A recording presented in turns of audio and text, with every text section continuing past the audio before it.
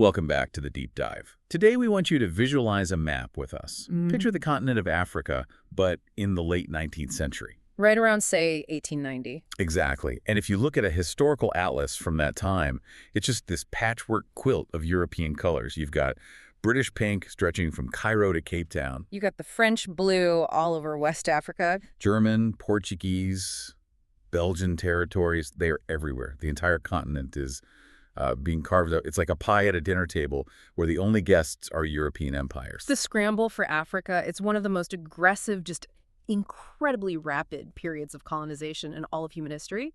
In just a few decades, an entire continent basically lost its sovereignty. Almost an entire continent. Because if you zoom in on the Horn of Africa, on that eastern side, there is this one stubborn, distinct shape that stays independent. Ethiopia. Yeah. And the reason that shape exists on the map today, the reason it wasn't just swallowed up by a European power like all of its neighbors, it really comes down to one man. A man who is, well, he's arguably one of the most complex, heavy-hitting figures in African history. We were talking about Emperor Menelik II. And when we were going through the source material for this, what just immediately struck me was the sheer scale of the contradiction.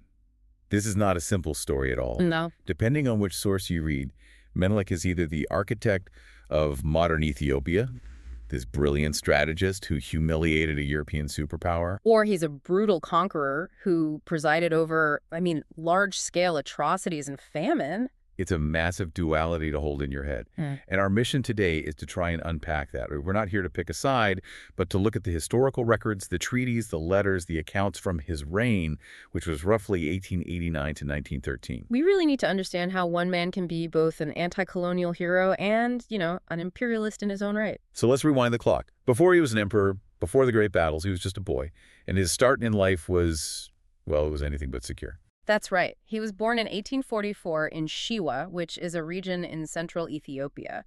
And names are really important here. He wasn't born Menelik. What was his birth name? His birth name was Sahle Maryam. That name, Menelik, came later. It was given to him by his grandfather, King Sahle Selassie. And it wasn't, a random choice. It's all back, right? A very specific, very heavy historical reference. Incredibly heavy. It references Menelik I, who was the legendary son of King Solomon and the Queen of Sheba. In Ethiopian tradition, that is the beginning of the entire Solomonic dynasty. So by giving him that name, his grandfather was basically prophesying. He was saying, this child is going to restore the ancient glory of the empire. He was signaling a destiny for power. He was essentially putting a target on the kid's back from day one. And that target brought trouble pretty quickly. The sources describe his childhood less like a royal fairy tale and more like a political thriller. At just 11, his father dies, and then suddenly the region is invaded. Invaded by Emperor Tewodros II. Now, Tewodros is a whole other deep dive, but for our purposes, he was a unifier, but a very violent one. He conquered Shewa, and he captured the young prince, Sahle Maryam, hauled him off to the mountain fortress of Magdala. When I hear imprisoned in a fortress, I'm picturing a dungeon, bread and water, iron bars, that whole thing. But that's not what happened here, is it? Not at all. This was a golden cage kind of scenario. Tewodros was smart. He knew that to control Shewa, he needed the air under his thumb. But he didn't want to break the boy. He wanted to mold him. So what did he do? So Sahle Maryam was raised in the royal household. He was educated in statecraft, in warfare, in court etiquette. He basically had the run of the place. Tewodros even married him off to his own daughter, Altash. Wow. Talk about keeping your enemies close. He literally made his prisoner his son-in-law. It's such a bizarre dynamic, isn't it? You conquered my people, but pass the salt, Dad. It's a classic move in feudal politics, though. Bind them to you by blood and marriage. It is. But here's the thing about Menelik, and we see this trait throughout his entire life. He is incredibly patient. But he never, ever loses sight of the long game. He enjoyed the comfort, he played the role of the loyal son-in-law, but he never forgot he was a prisoner. He just waited for 10 years. 10 years is a long time for a young man to wait, especially when you have a kingdom that's technically yours. Right. But in 1865, the moment finally comes. Right. Emperor Tewodros' power was starting to fracture. He was becoming more and more erratic, losing support. Menelik saw his opening.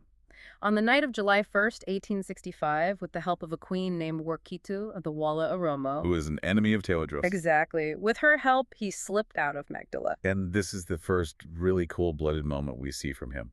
He leaves, But he doesn't take his wife. No. He abandons Altash. It was a completely clean break. He rode back to Shewa to reclaim his father's throne. And the fallout was horrific. Oh, it was. When Tewodros found out, he just went into a rage. The sources recount that he took 29 Oromo hostages, people connected to Queen Workuden, and had them slaughtered. He also beat 12 Amhara notables to death with bamboo rods. That's just brutal. It really sets the stakes for this era. Power wasn't theoretical, it was visceral and incredibly violent. It was. So Menelik gets back to Shewa, and the people welcome him. He's crowned king, or Negus, of Shewa. But you'd think most people in his position, having just escaped and with an army behind them, they might march right back to Magdala to take the imperial throne, get revenge. You would think so, but Menelik doesn't do that. And this is so crucial for understanding his success later against the Italians. He knew he wasn't strong enough yet. Okay, why not? The northern regions, Tigray and Gondar, they were the traditional centers of power. Shewa was considered a bit of a backwater at the time. If he had marched north then, he would have been crushed. So he just waits. Again. He turned his back on the throne for the moment. He focused on consolidation. He started building. And interestingly, he started shopping. He really did. I was reading these accounts from Italian travelers who met him during this period. They described him as a fanatic for weapons. One observer said he had the curiosity of a boy whenever he saw a new piece of machinery. He was obsessed. But it wasn't just a hobby. You have to remember the context. Ethiopia was surrounded. The Ottoman Empire was active. The Mahdists were rising in Sudan.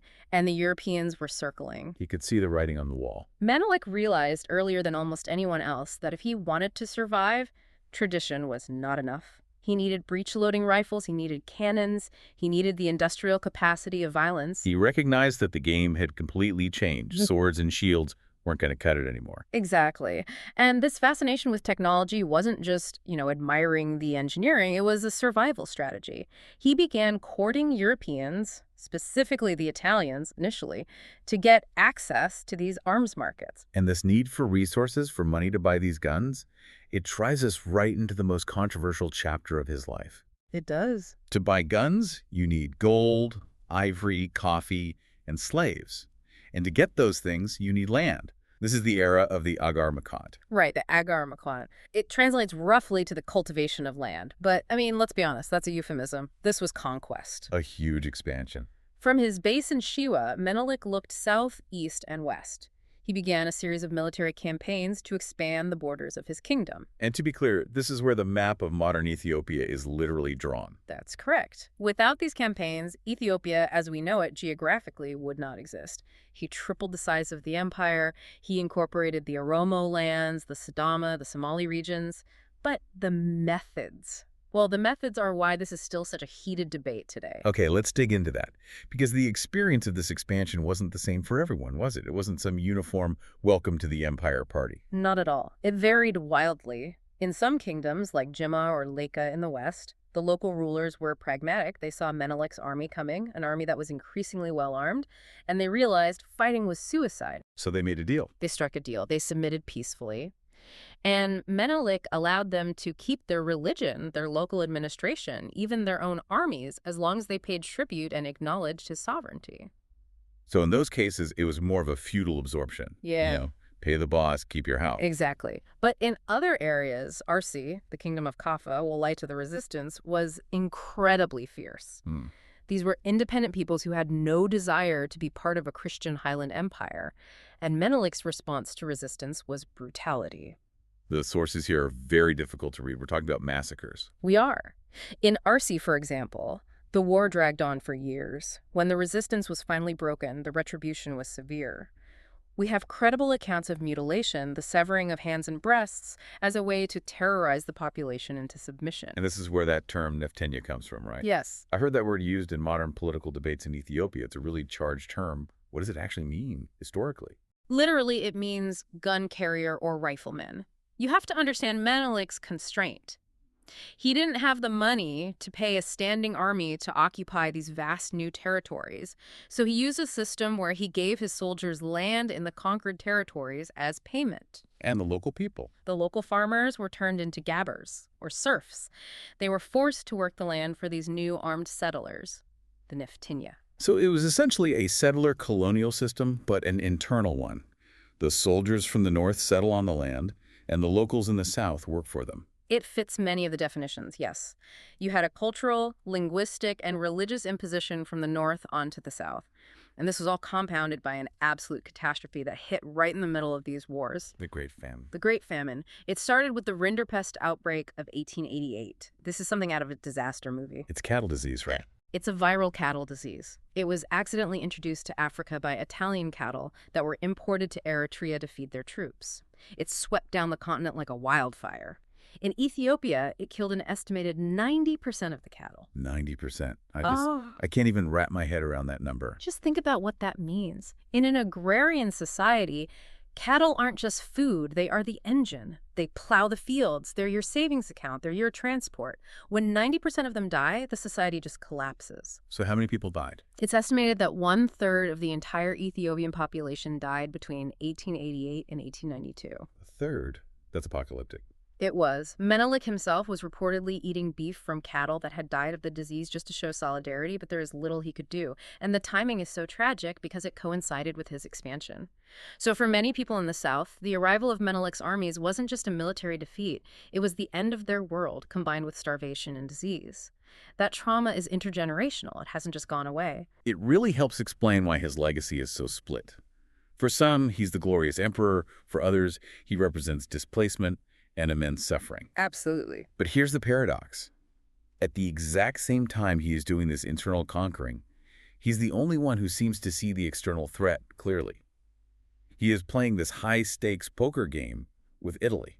The diplomatic chess match.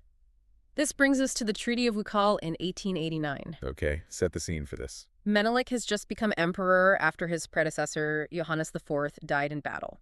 So he needs international recognition to secure his throne, and he still needs a steady supply of those weapons we talked about. And Italy is eager to expand its foothold from the coast. Exactly. So they sign a treaty of friendship and trade. But friendship is a pretty loose term in 19th century diplomacy, isn't it? Very loose. This treaty contains one of the most famous lost in translation moments in history. Or maybe lost in deception is a better way to put it. Yeah. Deception is the right word. It all comes down to Article 17. The treaty was written in 2 languages, Amharic and Italian. And the Italian negotiators assured Menelik that the texts were identical. They were not. What was the difference? It was so subtle, but so significant. The Amharic version said that Ethiopia could use the Italian government to conduct its diplomacy with other European powers. It was an option, a convenience offered to a friend. You know, if you need help sending a letter to England, we can help you out. No, the Italian version. The Italian version said Ethiopia must use the Italian government. That simple change from could to must changed everything. It legally turned Ethiopia into a protectorate. It completely stripped away their sovereignty. And Italy immediately started acting on this. Immediately. They sent word to Britain, France, and Germany saying, Ethiopia is ours now. If you want to talk to Menelik, you have to talk to us first. That is just incredibly sneaky. Did Menelik realize he'd been duped right away? Not until he tried to send letters directly to Queen Victoria and Kaiser Wilhelm. And they wrote back saying, effectively, why are you writing to us directly? You're an Italian protectorate. He must have been furious. He was beyond furious. He realized the Italians were trying to conquer him with a pen before they even used a sword. He confronted them. And this is where I really admire his backbone. Italy tried to buy him off, didn't they? They did. They realized the jig was up, so they tried bribery. They offered him 2 million cartridges, 2 million rounds of ammunition if he would just accept the protectorate status. That's a massive bribe for a leader who desperately needs ammo. It is. But Menelik refused. He essentially said, I am not selling my kingdom for bullets. He formally rejected the treaty in 1893. So Italy moves to Plan B subversion. They look at the political map of Ethiopia and they see Ras Mengesha in Tigray Menelik's rival. And they think, great, we'll just pay this guy to start a civil war and we can walk in and pick up the pieces. It's the standard colonial playbook, divide and rule. They had done it all over Africa. But this is where the Italians fundamentally misunderstood Ethiopian culture. What did they miss? Ras Mengesha and Menelik were rivals, yes, they had fought. But when the Italians approached Mengesha, he realized something critical. The Italians weren't there to help him become emperor. They were there to take the land for themselves. So the rival becomes an ally. Rosman Geisha famously came to Menelik carrying a rock on his neck as a traditional sign of submission and repentance, and he pledged his loyalty against the invaders. He essentially said, "We can fight each other later. Right now, we fight them." This was the absolute nightmare scenario for Italy, a unified Ethiopia. And Menelik then issues his mobilization proclamation. I have the text here, and it still gives me chills. "An enemy has come across the sea to destroy our fatherland and our faith. Let every man who has sufficient strength accompany me." And the response was just overwhelming. This wasn't just a professional army. It was a levée en masse. Farmers dropped their plows, lords brought their personal retinues, and crucially, they brought their wives and sisters. That's a detail we often miss, isn't it? The logistics. We usually just picture men with guns. Exactly. But an army of 100,000 men can't feed itself in the mountains. The Ethiopian army didn't have a supply corps with trucks and canned food. The supply line was the women. Tens of thousands of women marched with the army, managing the food, the water, grinding the grain, and the medical care. Without them, the army would have starved long before it ever reached the battlefield. It was an entire nation on the move. So the stage is set. The Italians, led by General Baratieri, are marching south from Eritrea. And they're confident, maybe a little too confident. General Baratieri was operating on pure racism. He assumed he was marching to discipline a disorganized mob of savages. He estimated Menelik could maybe field 30,000 men, most of them with spears. He wrote back to Rome, speaking about the Ethiopians with just utter contempt. And what was the reality he walked into? The reality was an army of over 100,000. And thanks to Menelik's years of buying weapons, many of them were armed with modern Remington and Mosin Nagant rifles. And this is the real kicker. Menelik had Hotchkiss guns. Break that down for us. What is a Hotchkiss gun? It's an early form of rapid-fire mountain gun. It's light, it's portable, and it's deadly. It fires explosive shells. In terms of artillery support, the Ethiopians, in some sectors of the battle, actually outgunned the Italians. So it's David versus Goliath, but David brought a machine gun. That's a perfect way to put it. Before the big showdown at Adwa, there was the siege at Mekele. And this feels like a masterclass in psychological warfare for Menelik. It really was. The Italians were holed up in a fort at Mekele. Menelik's forces, and this was specifically under the guidance of Empress Tewodros, whom we definitely need to talk more about, they cut off the water supply. The Italians were literally dying of thirst. They had no choice but to surrender.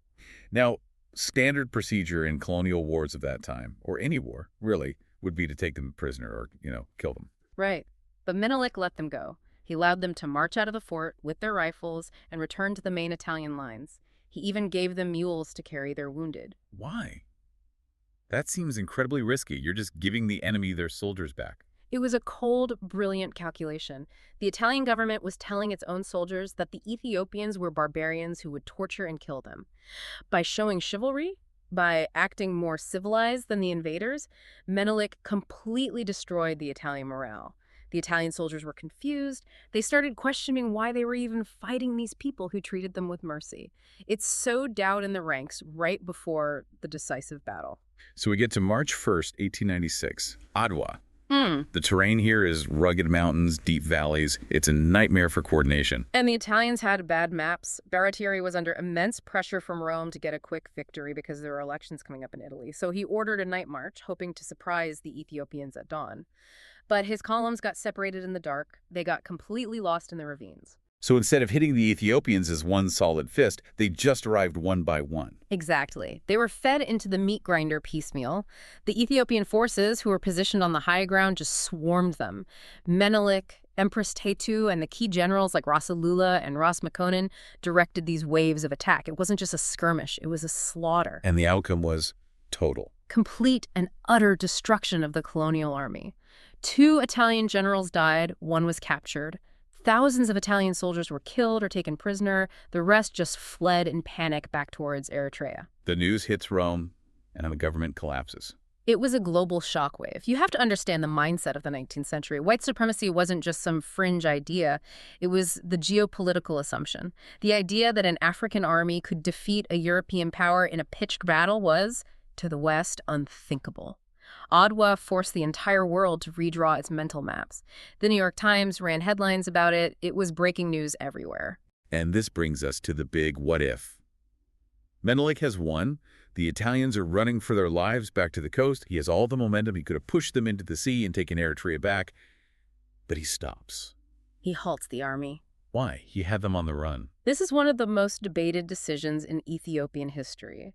Menelik was, above all, a pragmatist. He knew that Adwa was a huge humiliation for Italy, but he also knew his logistics were stretching thin. His army was hungry. More importantly, he calculated that if he pushed further, if he tried to take the colony of Eritrea, he risked turning a colonial war into a racial crusade. What do you mean by that? He feared that Britain and France would see it as a threat to their own African colonies and would unite with Italy to crush him. He couldn't fight all of Europe. So he chose survival over total victory. He banked the win. He chose to quit while he was ahead. He secured the Treaty of Addis Ababa, where Italy, Britain, and France all recognized the absolute independence of Ethiopia. He secured the state. But by leaving the Italians in Eritrea, he left a seed that would grow into the fascist invasion of 1935 and the border wars that plagued the Horn of Africa for the next century. That's a heavy trade-off. Sovereignty for the core of the empire, but leaving that door ajar in the north. Precisely. It was wisdom in the moment, but it came with a future cost. I want to circle back to Empress Taitu. You mentioned her at Mekele and Adwa. She wasn't just sitting in the palace embroidering, was she? Oh, absolutely not. Empress Taitu Batul was a force of nature. She was Menelik's third wife from a powerful northern family, which helped shore up his legitimacy. But she was a hardliner. When Menelik was considering compromising with the Italians early on, Taitu was the one who famously said, "No, we fight." The bad cop to his good cop. Very much so. At Adwa, she didn't just watch. She commanded her own unit of 5,000 soldiers. She was on the battlefield, organizing the defense of the camp and reinforcing the lines. And she was also the visionary behind the capital city. Addis Ababa. Yes. Menelik wanted to build his capital at Entoto, up in the high mountains. It was defensive, sure, but it was cold, windy, and miserable. There was no water. Taitu went down into the valley to the hot springs. She liked the climate. She said, "No, we are building here." She's the one who named it Addis Ababa, New Flower. It really changes the picture of the monarchy when you realize it was a true partnership. A very effective one. Menelik was the cool, calculating diplomat. Taitu was the fiery, decisive nationalist. They balanced each other perfectly. After the war, Menelik pivots again. He puts down the sword and he picks up a telephone. He becomes the modernizer. And this is where we see that fascination with technology really take root. He opened the floodgates. With Ethiopia's independence secure, he felt safe to bring in Western tools without fearing Western domination. He introduced the telephone, the telegraph, the first motor cars.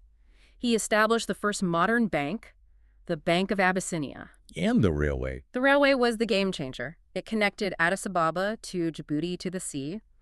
It integrated Ethiopia into the global economy in a way that had never happened before. Before the train, that journey took weeks by mule. After, it took days. There is a story I see pop up on the internet constantly about Menelik and an electric chair. We have to address it because it's so strange. The electric chair story. It's a classic urban legend. So what's the story? The story goes that Menelik heard about this new American invention for execution, the electric chair. He thought it sounded modern and humane, so he ordered 3 of them. When they arrived, he supposedly realized Ethiopia had no electricity grid. So the story goes, he just used one of them as his imperial throne. It's such a vivid, bizarre image. Is any of it true? Almost certainly not. Historians have traced this story back to a Canadian journalist in the 1930s who likely just made it up to make the emperor look like a naive savage mimicking the West. But the fact that the story survives tells you something about his reputation. He was known globally as the man who wanted the future, even if people mocked him for it. It creates this picture of a man straddling 2 worlds, the ancient Solomonic tradition and the industrial 20th century. Right. But as with all reigns, it had to end. And the end of Menelik's life was, well, it was complicated. It was a slow, painful decline. Starting around 1906, Menelik began suffering a series of strokes. By 1909, the Great Line of Judah was incapacitated. He couldn't speak, he couldn't move. The empire was effectively rudderless. Empress Taitu stepped in as regent, trying to hold it all together, but the nobility resented her power and eventually sidelined her. And the succession was a complete mess because he had no living legitimate son. Right. He had daughters, but the nobility wasn't ready for a female monarch to rule in her own right, so he picked his grandson, Ieyasu. But Ieyasu was young, he was volatile, and most dangerously for that time, he was flirting with Islam. Why was that such a problem in the empire? Ieyasu's father was a Muslim lord from Wollo who had converted to Christianity. There were rumors, and eventually evidence, that Iyassu was leaning back toward his father's faith. He started wearing turbans, building mosques, making alliances with Somali Muslim leaders. In a staunchly Orthodox Christian empire, where the emperor is the defender of the faith, this was political suicide. So Menelik dies in 1913. He dies, and the political situation is so tense that initially he wasn't even buried with a public funeral. They were so afraid of a civil war breaking out that they kept his death quiet for a time. Iyassu took over but was never officially crowned. He was deposed just a few years later, which led to Menelik's daughter Zewditu becoming empress and Ras Tafari, who we all know as Haile Selassie, rising to power as regent. So when we step back and look at the whole picture, Menelik II, architect of modern Ethiopia, brutal conqueror, victor of Adwa, how do we synthesize all of this? I think we have to accept that he disrupts our clean narratives. We like our anti-colonial heroes to be pure, victims fighting back against the oppressor. Menelik was an anti-colonial hero who was also an imperialist. He played the game. He played the game better than the Europeans did. He used their technology and their diplomatic rules to beat them. But he also used their methods of conquest to build his own state. That is the key tension, isn't it? You can't have modern Ethiopia without the conquest, but that very conquest left wounds that are still bleeding today. Exactly. If you look at the ethnic tensions in Ethiopia now, the Oromo protests, the debates over land and language, they trace their roots directly back to the Neftenia system and the expansion of the 1880s. Menelik built the house, but the foundation has cracks. He created the borders, but he also created the internal divisions. But at the same time, we can't overstate the importance of Adwa. No, we absolutely cannot. Adwa is a beacon. For the Pan-African movement, for people like Marcus Garvey, W.E.B. Du Bois Menelik was proof. He proved that Black people could unite, organize, and defeat a white superpower. He shattered the myth of European invincibility, that psychological victory is just as important as the military one. It gave hope to colonized people everywhere, from Ghana to Harlem. Here's a thought to leave our listeners with. We talked about that moment after the battle, where Menelik stops and doesn't invade Eritrea. He chose stability over total victory. Was that the ultimate act of wisdom that saved his empire from certain destruction? Or was it the missed opportunity that condemned the Horn of Africa to a century of conflict? That is the great what if. If he had pushed to the sea, maybe the invasion of 1935 never happens. Maybe Eritrea is never a separate issue. Or maybe Ethiopia would have been crushed by a united Europe in 1900, and there would be no independent Ethiopia today. We'll never know. History doesn't give us the alternate ending. It just gives us the complexity. And that is what makes Menelik such a fascinating figure to study. If you want to dive deeper into the treaties, the battle maps, or the diaries from the court, check out the source material we've linked. There's so much more to this story. Thanks for listening to The Deep Dive. Until next time. Stay curious.